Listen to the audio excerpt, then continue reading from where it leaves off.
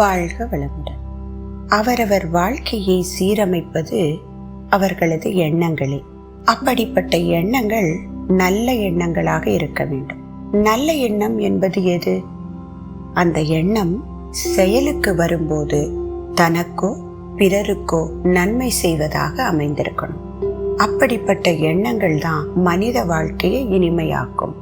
மாறாக தீய விளைவுகளை தரக்கூடிய எண்ணங்களுக்கு நம் மனதிலே இடம் கொடுத்தால் என்ன நடக்கும்? அருட்தந்தை அவர்கள் கூறுகிறார்கள், தீய எண்ணங்கள் நம் உள்ளத்தை கெடுத்துவிடும். மீண்டும் மீண்டும் அது பதிவுகளை ஏற்படுத்தி அது எப்படியாவது செயலுக்கு வந்துவிடும். அந்த செயலுக்கு விளைவு யாருக்காவது அல்லது தனக்கு தீமையாக அமைந்துவிடும். அந்த மாறான குணம் படைத்த எண்ணம், தீய எண்ணம் உள்ளத்தை மட்டும் அல்ல, உடலையும் கெடுத்துவிடும். நம்முடைய எண்ணம் ஒவ்வொன்றும் உடல் செல்களிலும் பதியும். ஆகவே தீய எண்ணங்கள் உடலை கெடுத்துவிடும் எண்ணங்களை பண்படுத்தி கொண்டு வாழ்வோம்.